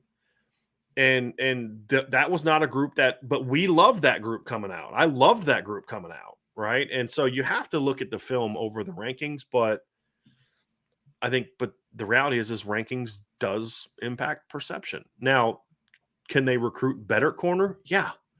But the problem you're running into is on the defensive line and linebacker and even safety to a degree, you have some guys you can point to and say, look what we did with that guy. I mean, safety, you can say Harrison Smith and Alohi Gilman, and you've had some guys go in the NFL. Linebacker, when we had Manti, we had Jalen, we had Jeremiah Usu-Koromoa, D-line. You had 5 defensive ends from the 2018 roster either get drafted or play in the NFL, right? 4 of them got drafted, 5 played in the NFL with Jameer Jones. And then you had a D tackle from that same team that was a first-round pick. So you have things you can point to. Notre Dame hasn't had a cornerback go higher than the 3rd round since the 90s, I don't think. Because Kavari Russell went in the 3rd round, and then Julian Love was a 4th-round pick. Troy Pride is a 4th-round pick. I think you got to go back to the 90s because Shane Walton was not drafted very high. Vontez Duff, I don't even know if he was drafted. Darren Walls was he an undrafted free agent or was he round 6 or 7? He went low. I don't know if he was drafted. I remember Mike Richardson was drafted in the 6th round by the Patriots. Robert Blant was drafted in the 5th or 6th round. I can't tell you the last time Notre Dame had a top 1st-round pick a corner. I mean, it's actually, matter of fact, I'm going to go look it up right now because there's a school website that allows me to go see this kind of stuff. And so I'm actually going to go look it up. So, because like I said, we just listed a bunch of guys that were in the NFL but were drafted lower. So I'm going to go look here, try to find some corners. Bennett Jackson was a 6th-round pick. I forgot about Bennett Jackson. Yep. Good call. Yep. Robert Blant, 5th-round pick. He was a corner in college. David Bland at safety was in the 4th round. Zibikowski was a 3rd-round pick, but he was a safety. Mike Richardson was 6th round. Glenn Earl was 4th round. Vontez Duff went in the 6th round. Shane Walton was a 5th-round pick. Jerome Sapp was a 6th-round pick. Brock Williams was a 3rd-round pick of the Patriots. Let's see here. He was a corner. Alan Rawson was a 3rd-round pick. And that's all the way back. Sean Wooden was a 6th-round pick.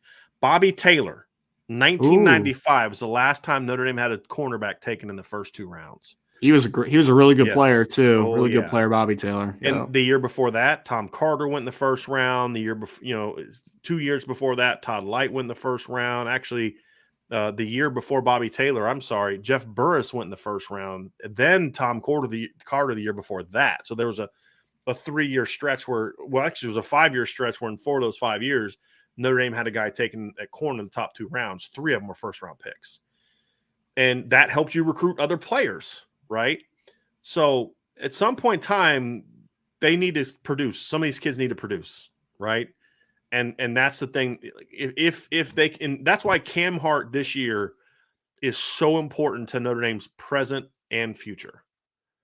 So important. Because if you can have a guy that you can look on film, because here's what Mike Mickens can do if they can get Cam Hart into being a day 1 or 2 pick next year.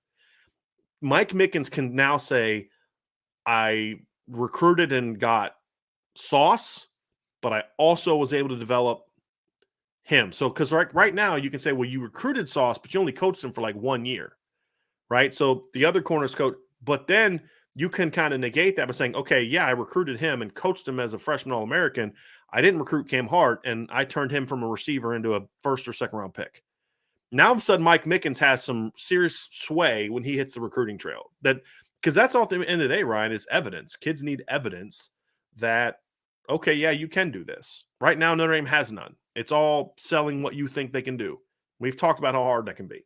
That's why Cam Hart is so important. He needs to maximize his potential for himself, number 1, for the team, number 2, and then finally, it would have a huge impact on recruiting if they could finally get a cornerback to be a very high day 1 or early day 2 pick.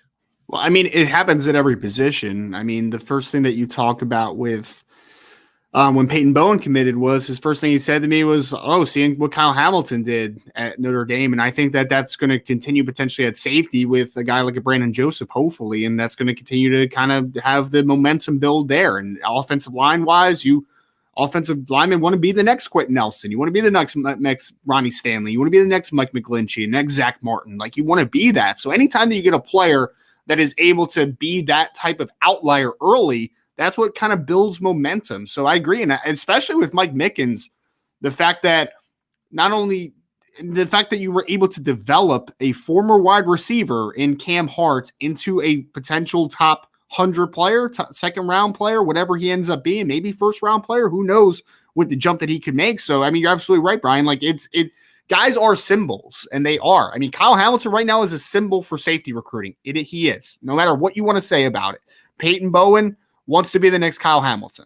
Peyton Woodyard, maybe the next year, who of course is Kyle's cousin, he wants to do what Kyle did at Notre Dame. Like, those players are going to want to be that guy. So if Cam Hart can be that guy, he starts a line. He starts a little bit of a pulse into that position. It is so important because guys, ultimately, they're coming to play college football because they want to play in the NFL, right? They want to. So They want to be that next guy. And you're absolutely correct about that. There is something on The Athletic that I would encourage you to go to. I got a heads up on this a few days ago that this was in the works, but it's an NIL collective that Brady Quinn has started and Tom Mendoza is backing. And I was told by an alum who's a really high up person, at Notre Dame, that this is happening and that Notre Dame is hoping that this can be a game changer and that there's a lot of very, very well-to-do alums that are on board with this. So we're going to see how this goes. But I encourage you to look it up. I'm going to do some research on it, but we'll talk about that later in the week. But Bruce Feldman just tweeted about it. Pete Sampson, I believe, has an article about it.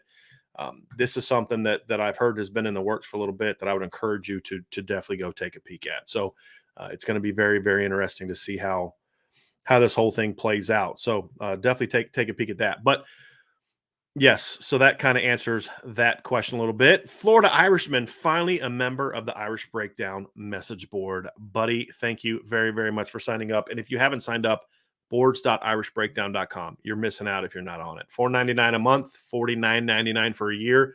And if you sign up by May 1st, we've got something really cool that we're working on right now for the summer that if you sign up by May 1st, even as a monthly member, you'll get this cool thing for free. And obviously, if you sign up for an annual membership, you do. Plus, you get discounts at the merch store, all that kind of cool stuff. So I got a little distracted during the show, Ryan. I got an email from Printful saying that my shipment has come for my new stuff. So I'm very, very excited. Nice. Donovan Amaro. Will the blue gold game have an impact on recruits and start the ball rolling for Notre Dame?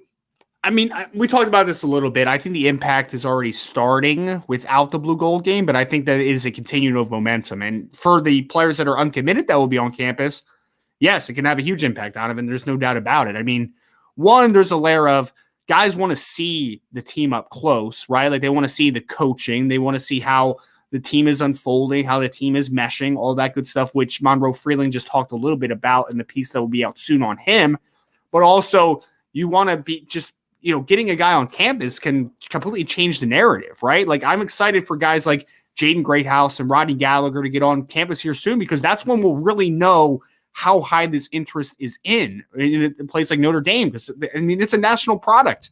They're recruiting nationally. Getting guys from Texas to come to campus is huge. Getting Rigo Flores from California in a couple months to come to campus is huge. Those things are you can't quantify it. And especially the impulse of a blue gold game where you're going to have, I think it's 7 of 8 now current commits for Notre Dame on campus, right? Outside of Cooper Flanagan, who is going to take an official in June.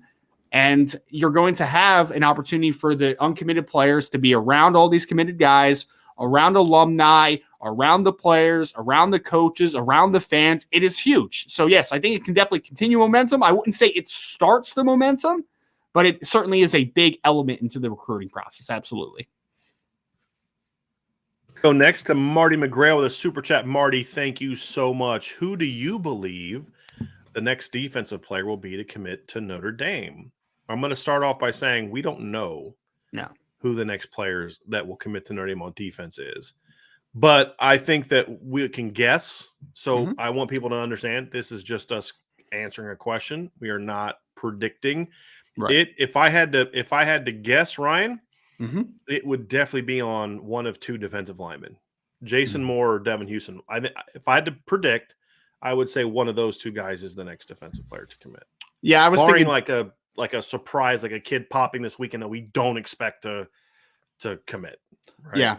Yeah. Devin Houston was one that popped in my mind. I think he likes Notre Dame. They've made a hard push at it. We'll see when that commitment's kind of on the table if the is somewhere in the near future. I think that Notre Dame is very high on him, obviously. Another guy I would throw out is I'm just waiting. When is Samuel Mpemba going to pop, right? Like, when is that one going to happen? Because I think that he's obviously has been high on Notre Dame.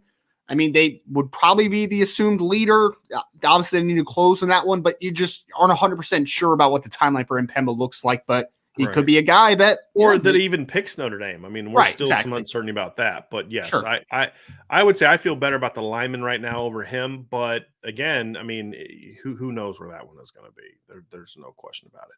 It's an interesting question from M. Kostrup. He says, what happens if a school gets more commits than available scholarships roster spots? That happens almost every year. Like almost every year, Notre Dame signs more kids than as we know, than they have spots for. But the reality is you always anticipate losses. You're always going to have a medical, a transfer, or something happen every year. Now, you don't sign to where you're like 99 kids, right? Because it's hard to process 14 kids over the course of one offseason, especially since you don't have Del Alexander to guarantee 4 or 5 in one offseason anymore. I'm sorry. That was mean. True, but mean. So, I mean, that's just a normal thing. You always plan for that. If you stop recruiting to getting to 85 based on your current roster, you will always fall way short of 85. And that happened in Notre Dame for a long time. That's why their depth was always such a problem. They would recruit to where they were at 85 and then be shocked when they lost 5-6 kids in the offseason. I'm like, well, gee, now we're in the 70s. Well, it's because you don't understand how football works. You know what I mean? So especially now in today's era of one-time transfers, and so many kids graduating in 3 years, you're even seeing more roster turnover for Notre Dame. Even though I still think their roster turnover is less from a transfer standpoint or guys leaving after 3 years standpoint than others, it's still going to up it enough to where it's going to be impactful. We have a super chat from K. Grant. Thank you very, very, very, very much for that. Here's one for you, Ryan. Jermaine Hargrave says that Jaden Greathouse reminds him of Michael Crabtree. Yeah, I highlighted that one. I starred that one because I love that comp, man. I really liked that a lot, Jermaine. So I wanted to give you a little bit of a shout out here, man. I didn't honestly didn't have a good comp for Jaden Greathouse. I think a lot of comparisons with Michael Crabtree. I think they're both big bodied guys. I mean, Crabtree played about 6'2", 215 pounds, really crafty route runner, but not like not the most fluid player of all time. He was just really snappy out of breaks. You understand how to attack leverage. Big body, physical hands, not a great athlete in terms of like long speed, but I think that's a really good comp, Brian. That's kind of wanted to highlight it. I think that makes a lot of sense from a stylistic approach. If he's anything like Michael Crabtree as a player, sign me up. Absolutely. I'm not talking stylistic anymore. I'm talking about player because Michael Crabtree was really, really good. Baller, man. Yeah, he was really good. Really, really good. Zach Martin has a question. Ryan, I know the answer to this. Ryan, are you 100% a Philly sports guy? Almost, not fully. I'm a Sixers fan for basketball. I am a Flyers fan for hockey, and I'm a Phillies fan for baseball. I am not an Eagles fan. I'm not. I've told this before on the podcast, but my mom was a then St. Louis Rams fan, now LA Rams fan. My dad was a Miami Dolphins fan, so I had to pick between the two growing up. So I picked the now LA Rams, St. Louis Rams fan at the time, because one of my first memories was the Kurt Warner, Marshall Faulk Greatest Show on Turf team. So I am almost a Philly guy all the way through, but football is the exception there. Rob Thidoff says, Brian and Ryan, what are you most confident and what are you most concerned about with the 2022 Notre Dame football team? You want to take a first crack at that, Ryan? Yeah, why not? What are you most confident in? I think that the defense is going to fly around. I think that there is going to be an influx of more play speed and length on this team. So I think it's going to be a fast, aggressive unit. I'm pretty confident in that part. What am I concerned about? I mean, it's just you're depending on a lot of sophomores, right? And sometimes guys make their big jump. Sometimes guys take a little bit longer. Like we've seen flashes of last year's freshman class, that Tyler Buckner, Logan Diggs class, of what they could potentially be. And now we're very excited about guys like Ryan Barnes and Lorenzo Styles Jr. taking that next step, which I think he will. But ultimately, you're still depending on a lot of younger players. And the two tackles I didn't even mention are both sophomores. So there's a lot of youth in this class that has played, but you're expecting the sophomore class to be really vital to success. So I would just say that it's concerning when you're just depending so much on a younger group sometimes, but ultimately, I think that I'm most confident of the fact that I think that Al Golden's defense and Marcus Freeman's injection into that defense, I think it's going to be very fast, and I think it's going to be a lot lengthier than we usually typically see at Notre Dame. Most concerned about, I would probably say just the lack of depth at the skill positions, tight end and receiver at the current moment. That's my biggest concern. And you have some guys that if they don't pan out, you're in trouble. And that's a concern. If Tobias Merriweather and Deion Colsey and Lorenzo Styles don't make jumps, at least two of them, you're going to be in trouble. In regards to having, like, when we say trouble, we're talking about competing for a championship, right? Like they're going to still be good enough to beat 9 of the 10 teams on the schedule. But can you be a playoff team without that? That's still my biggest concern. There's just a lot of show me at that position that I need to see. Thing I'm most confident in, line play. And I use that broadly. I'm confident Notre Dame's going to have very good line play this year on both sides of the ball. It's trying to pick one thing, so I tried to make it as broad as possible because I was torn between O-line and D-line. I think the O-line actually has more God-given talent top to bottom than the D-line. The D-line's more proven, obviously, with a lot of guys coming back. So I'm fully confident that Notre Dame's line play is going to be very good next year. And it's going to be really good. Camden Hirschberger asks, Pendleton, Jagusa, Freeling, Saraveld, and Absher, how many and who of these guys do you see ending up in the class? I would say minimum 3. Yeah. Ryan. Yeah. Possibly 4. I don't see Absher being in the class at the current moment.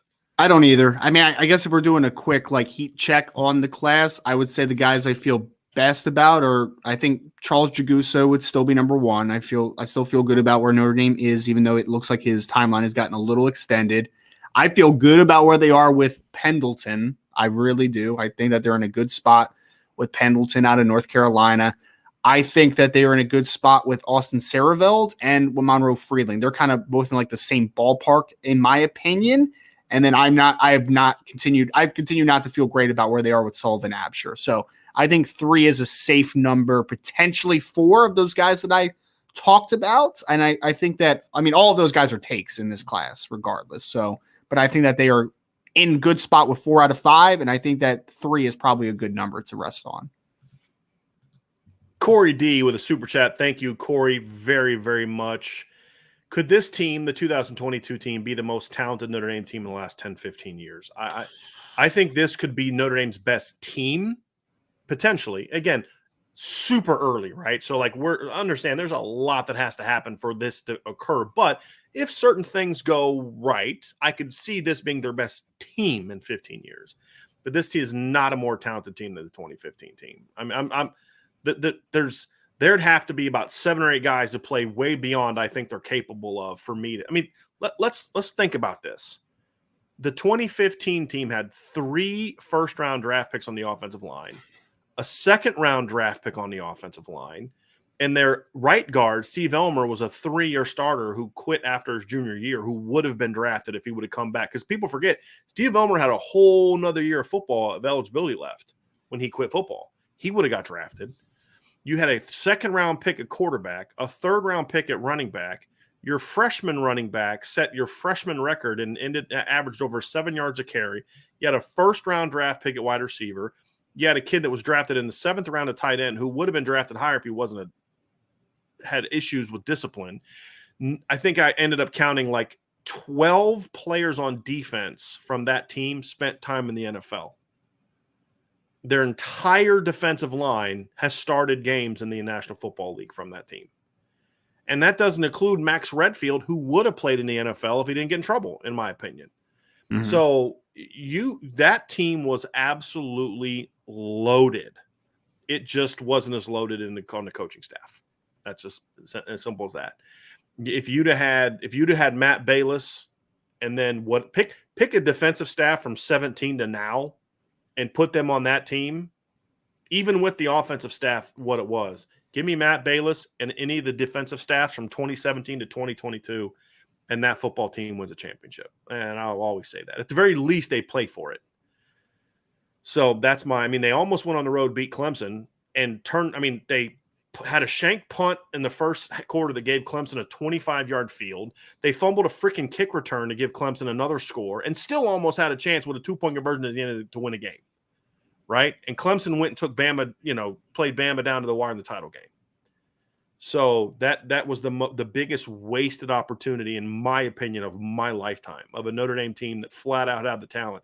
This team, Ryan, in my opinion, does not have that talent right now. It's close, but it's not there yet. Because the difference, Ryan, for me, is the elite level talent. The depth of elite level talent on that football team is better than this one was. Again, it's not significant, but it's for me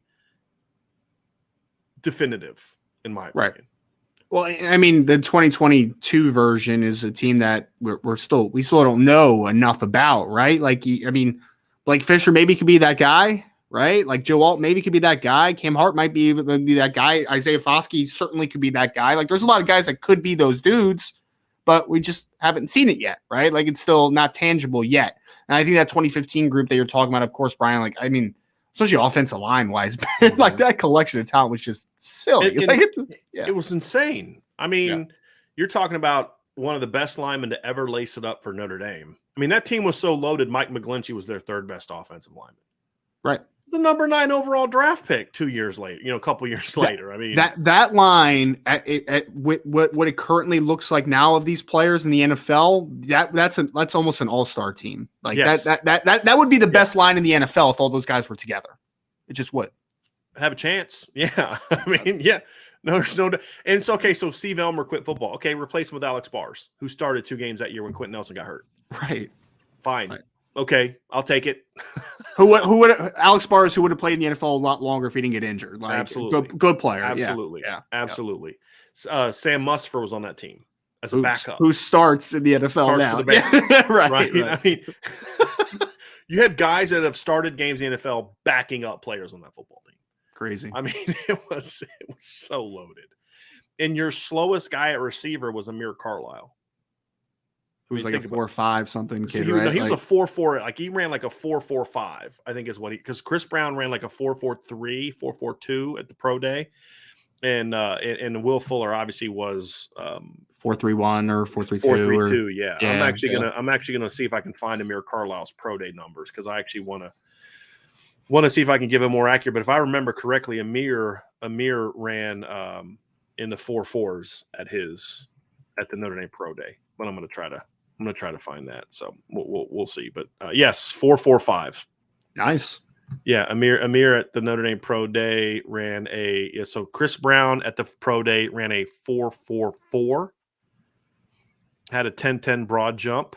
Amir Carlisle ran a 4.45 with a 35-inch vertical jump. Yeah, so Matthias Farley ran a 4.45 at the pro day. Will Fuller obviously that year ran a 4.42. So yeah, that team had some dudes. You had Romeo Aguar on that team. You had CJ Prosise at the didn't he run a 4.48? Yeah, it was like 4.47, 4.48, somewhere in that ballpark. Yeah. Davari Russell ran a 4.43 on that team. You had Jalen Smith, who prior to the injury was the most explosive linebacker I've ever seen.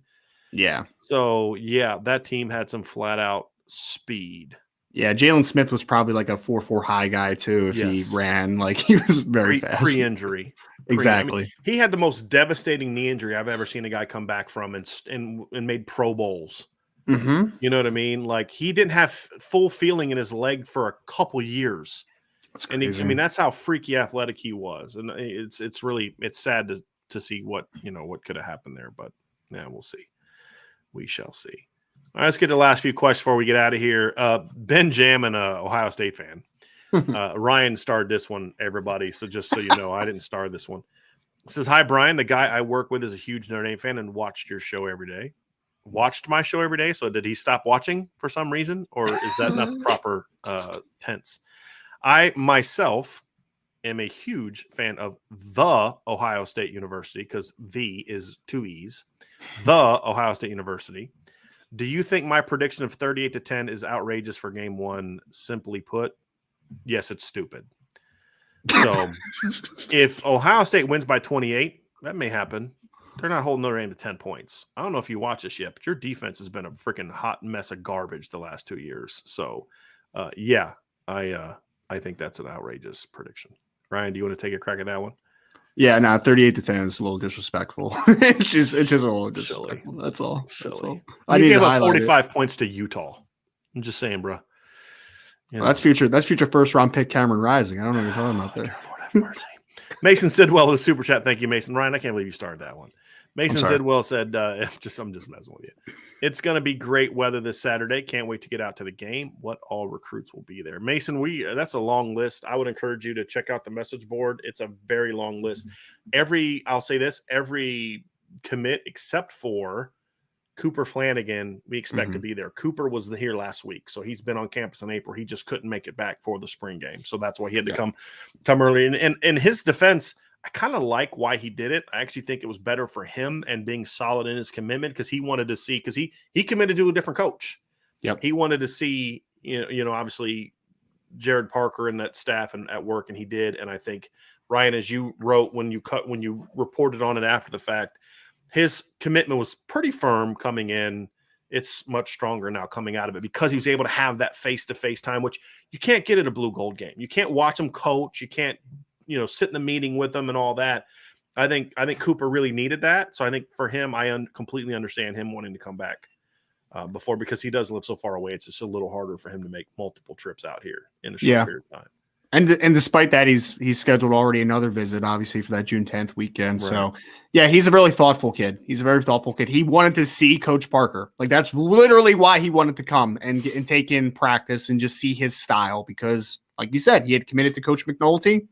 He's on board with Coach Parker. He had a lot of things to say. He loved the fact that Coach Parker was also a former offensive coordinator. He thinks that's a huge thing for him, a huge selling point as well. And yes, Mason, great weather this weekend. My wife has an IB hoodie, Brian. I don't know if I told you this. And she's like, and it's going to be a little hot for a hoodie this weekend, isn't it? And I'm like, yeah, I guess we'll bring have it to anyway, just figure in something case. out. Yeah, Because in yeah. Indiana, you never know. I True. woke up in such a cranky mood this morning because when I got out of bed, I looked outside, did a little stretch. I'm like, is it freaking snowing? The ground was covered in snow. I know. I saw someone happy. posted a picture that I was following that is from Chicago, and he posted the same. I was like, oh man. I was a little woke up in a little bitter mood this morning. I'm not gonna lie to you. Little livid, huh? Little livid. Yep. I love this. My man John Garcia in the chat listening to the GOAT while writing an SI article. Hell of a Monday. Ryan, look at those kind words he's throwing your way. So talking to me. Yeah. I'm sure that's who he's John, to. my dude. Appreciate you being part of what we're doing, my buddy. Presley Laypath with a super chat. Appreciate that, Presley, very, very much. We've had a couple people ask about this. Sorry if this was covered. Where do things stand with Malik Muhammad? Obviously, that's the very, very talented cornerback out of Texas that you and I both love. But yeah, Ryan, break it down. Yeah, I mean, basically, the staff just is higher on other guys than comparative to Malik Muhammad. So it's just they're not pushing for him right now. We have been very vocal that we don't necessarily agree with that. We really both really like Malik Muhammad, but the fact of the matter is, and it wasn't about his talent. It was I think there was some concern about the fit. Would they be able to, at the end of the day, get him? Apparently, I didn't leave my top door shut, or my wife opened it because Rita just came down to hang out. Nice. This is Rita. Usually Sadie's the one down here.